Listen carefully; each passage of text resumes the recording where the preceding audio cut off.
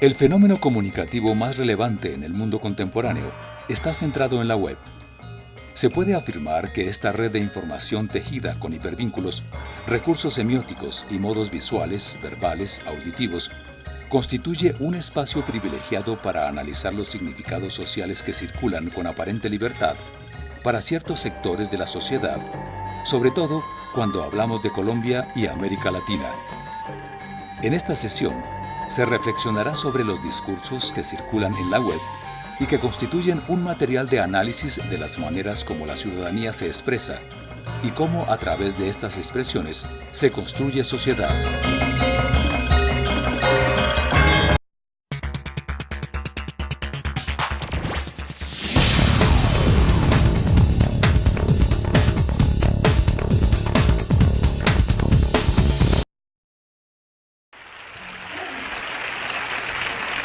Los medios están transformando nuestras maneras de ser y de hacer en la sociedad. Los medios son mediadores de la experiencia individual y colectiva. Y en ese sentido podemos pensar que lo hacen en virtud de que se apropian de los recursos simbólicos disponibles en una sociedad. Y en consecuencia nos permiten construir interpretaciones múltiples de lo que hacemos en esa sociedad. Son instrumentos, por una parte, y por otra parte, nos ayudan a que fluyan los recursos simbólicos en una cultura. En los medios se concentran una gran cantidad de potencialidades discursivas de las que disponemos. ¿A través de qué? De códigos múltiples. Todo lo cual, conjugado, entretejido de alguna manera, hace posible que construyamos significados. Y digo construyamos significados porque los significados no los produce solamente quien elabora un discurso.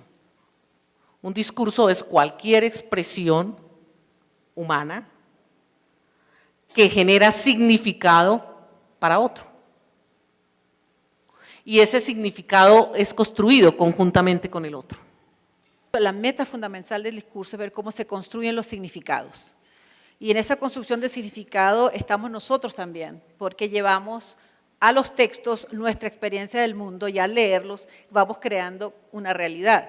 Para nosotros, lo más importante de ese proceso radica en el hecho de que es en los discursos, es a través de esos recursos simbólicos disponibles y tejidos de alguna manera particular en cualquier medio de comunicación donde están los saberes sociales.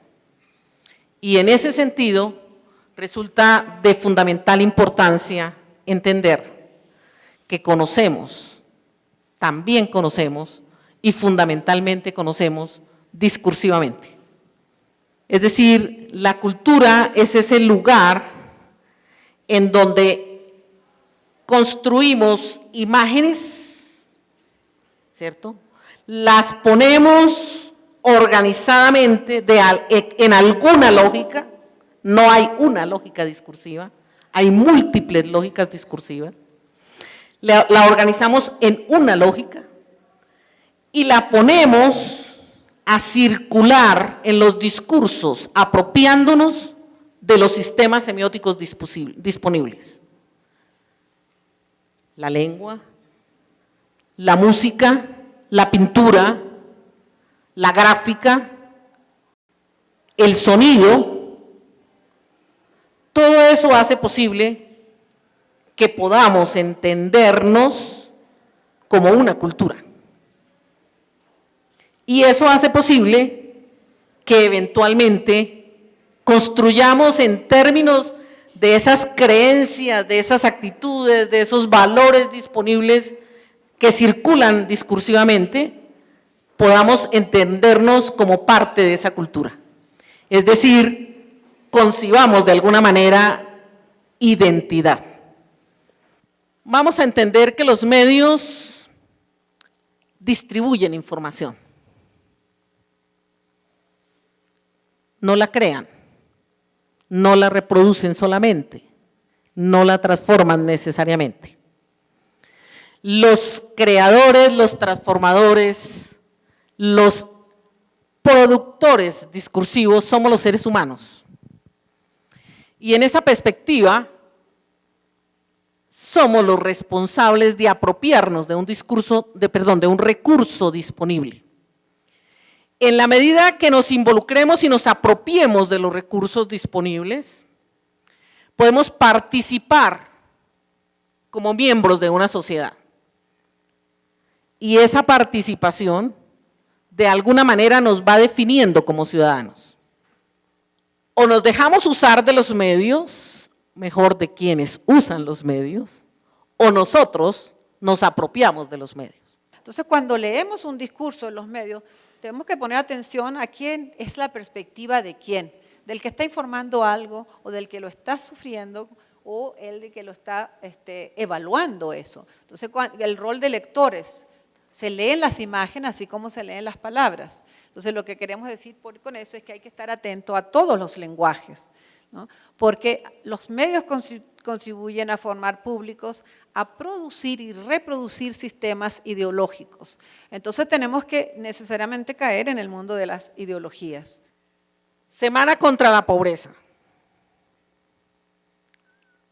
Pero eso no era en Navidad. Por lo menos dos posiciones básicas podemos detectar allí.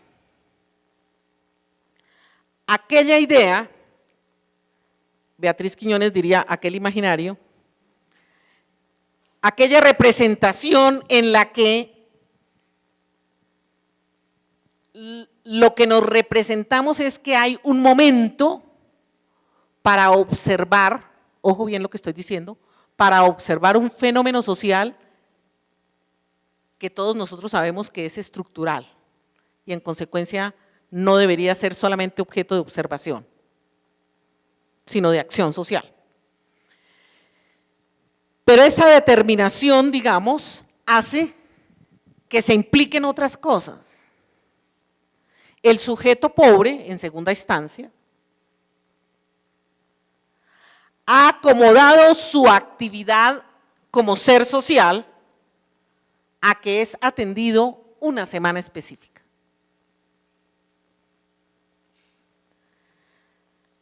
Pero si a eso le agregamos que estamos frente a una caricatura, tenemos otra dimensión. Hay una visión crítica, creativa, que nos pone frente a un problema que debe ser visto de otra forma. Se ironiza una condición que lamentablemente para América Latina es muy grave. ¿Qué rol juegan los medios en la vida diaria de los ciudadanos? Si nosotros hiciéramos esa pregunta, aquí saldrían muchísimas respuestas, múltiples respuestas. Pero si uno tuviera que sistematizar eso, tendría que entonces concentrarse en algunos aspectos fundamentales, ¿cierto? Por una parte, el papel que desempeñan los medios en nuestra construcción de ciudadanos y de seres políticos, en nuestra condición de ciudadanos y consumidores, en nuestra relación de ciudadanos y constructores de significados, en nuestra relación de ciudadanos y seres capaces de tener control no solamente sobre nuestra propia realidad, sino sobre la de nuestro propio medio. Todas estas posibilidades nos ponen a cuestionar lo que tradicionalmente se ha hecho en las teorías de comunicación. Y nos ponen sobre la perspectiva de que esas relaciones deben transformarse y la transformación procede de cada uno de los ciudadanos. En esa imagen se nos proponen muchas ideas. Una de esas es que si en 1991 éramos 30 millones y no 40 como somos hoy, o éramos 25 y no 40 como somos hoy, Hay un número X de colombianos que están en paz.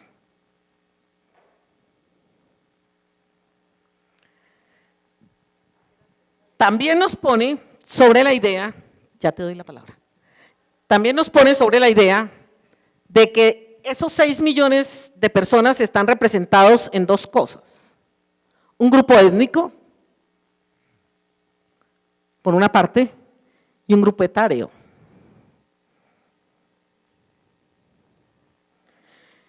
Que se nexe la imagen a indígenas y a niños no es tan arbitrario. Hay allí una manera de construir significado social. La pregunta que debemos hacer es, ¿ese es el tipo de significado que queremos construir cuando hablamos de pobreza? ¿Recupera eso nuestra manera de vivir en nuestra cultura un problema como la pobreza? Fíjense que ahí el hambre, para todos los que han estudiado lengua en el colegio y en la universidad, el hambre ahí es un sujeto, es un actor que pasa a ser personificada. El hambre hace algo, no deja en paz, es decir, el hambre ataca. Entonces ese es un mecanismo discursivo, es un mecanismo lingüístico para transferir la responsabilidad, es decir, para eludir las responsabilidades. Eso se hace muy frecuentemente en los medios con lo que se llaman las nominalizaciones, grupos nominales, ¿no?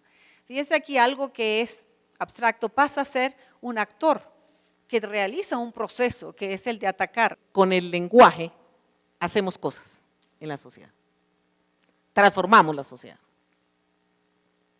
creamos realidades y eso se vuelve fundamental para entender cuál es el papel de los ciudadanos en la construcción de sus discursos sociales.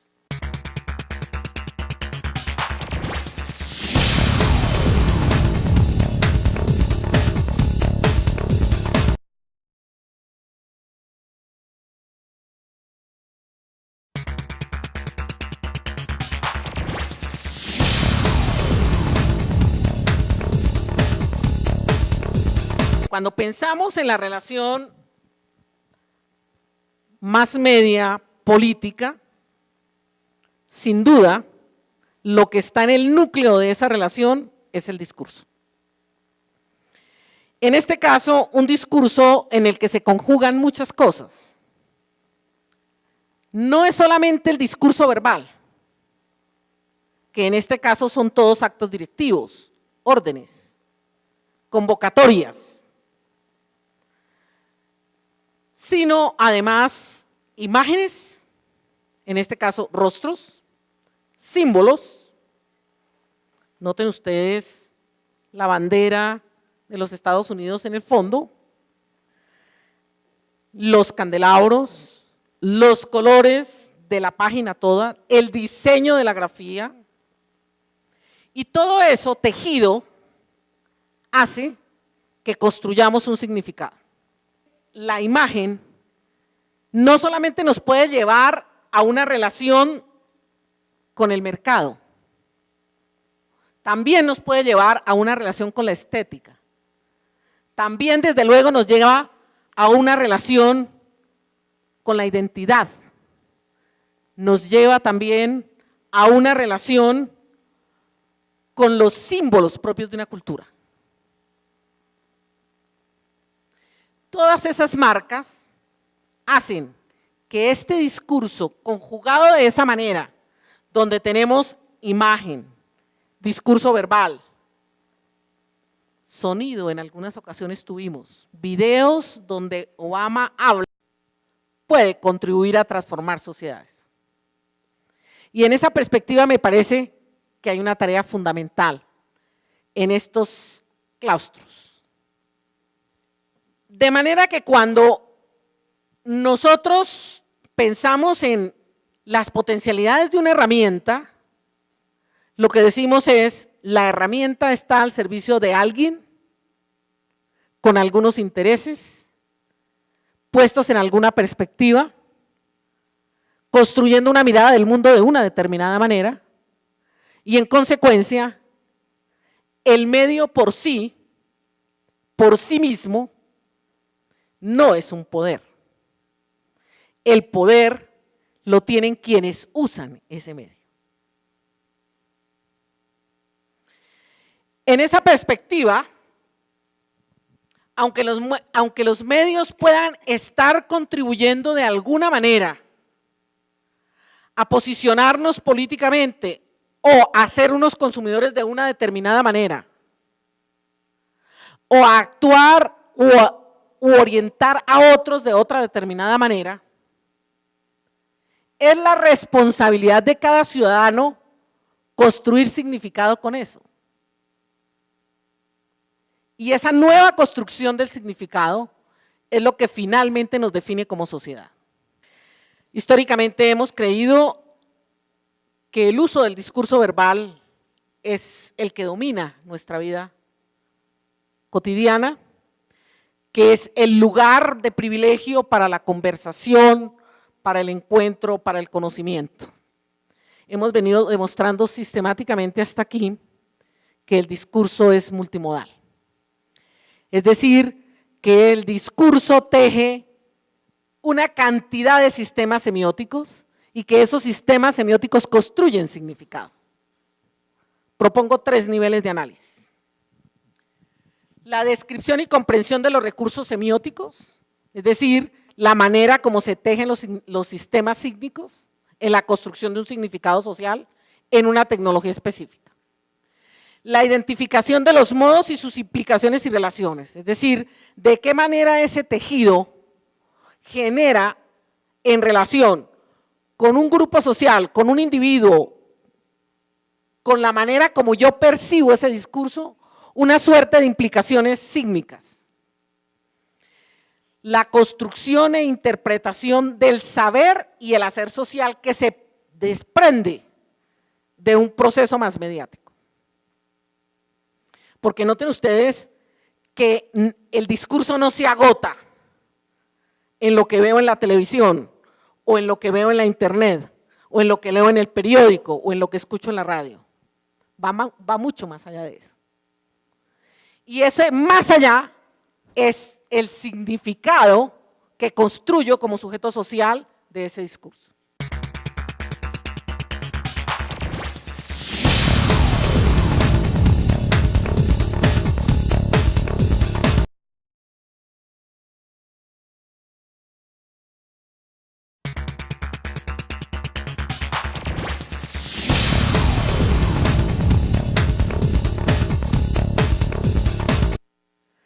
Recorrer la red hoy es eso, poner a los textos en contacto con otros textos, a los discursos a dialogar con otros discursos, que cuando los asumo como lector,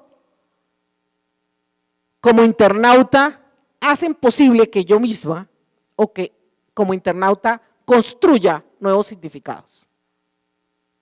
He oído decir muchas veces que las sociedades o son incluyentes o son excluyentes. ¿Qué tipo de sociedad estamos construyendo? ¿O de qué manera alguien ha construido para nosotros una sociedad y qué estamos haciendo al respecto? ¿Nos estamos acomodando? ¿Cómo construimos ese proceso de relación social? También el discurso excluye. Y en consecuencia, la manera como construimos discursos y significados sociales determina mi relación con el otro, con mi colectivo. Y lo pongo en la perspectiva de que somos o eres. Y ahí hay un proceso de exclusión social. Entender eso nos pone sobre la tarea de pensar qué tipo de discurso queremos construir.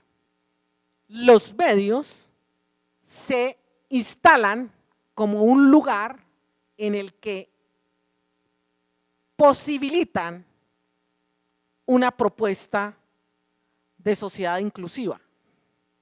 La web 3.0 tal vez pueda ser el espacio para la construcción de nuevos movimientos sociales.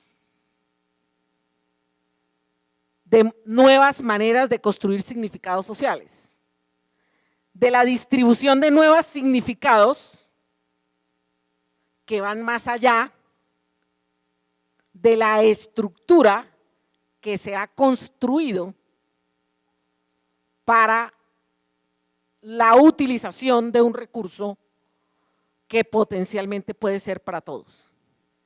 El público activo es aquel que es capaz de apropiarse del discurso público, del discurso social, que es capaz de apropiarse de las herramientas, que es capaz de asumir la posibilidad de reelaborar significados sociales, desde nuestro papel como académicos, como intelectuales, como estudiantes o como profesionales, cualquiera que fuera la profesión, podamos transformar los regímenes instalados en la vida social para la producción y distribución del discurso público a la gente. Se dirige a los hispanos, por ejemplo. Todo eso hace que nos comportemos de una determinada manera como seres sociales, que hagamos algo, que lo hagamos de alguna manera. Ese es entonces el papel del discurso más mediático. Cuando hablamos de lectura, generalmente pensamos en lectura de texto escrito, lectura de palabras, pero es bien importante leer las imágenes. Fíjense cuando Neila les habla de los significados que se construyen y señala las marcas que están ahí en ese texto para leer, bueno, las marcas verbales que son imperativas, las imágenes, pero ¿se han dado cuenta de la simetría que hay ahí? Todo está como muy calculado para proyectar ese efecto de igualdad, de simetría, ¿no? de confianza, con la sonrisa. Es decir, cada uno de esos gestos tiene una interpretación. Se trata de eso. El expresidente Aznar fue elegido por los españoles. Y exijo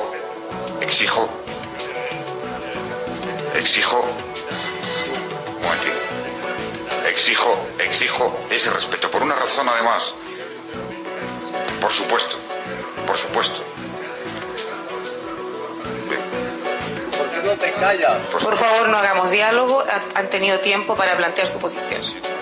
Presidente, termine y después. Presidente Hugo Chávez.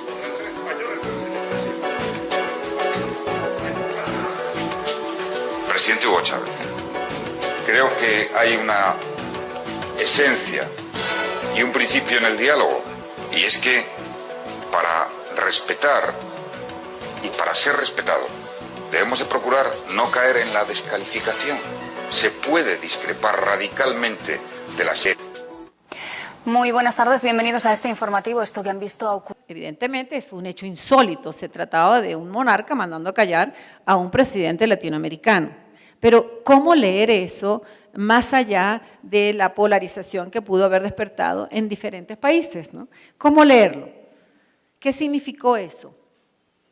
Bueno, con esto nosotros podemos mostrar que cómo a través de los medios se ponen en evidencia las relaciones de poder, cómo se ponen en evidencia las diferentes hegemonías que funcionan en el mundo.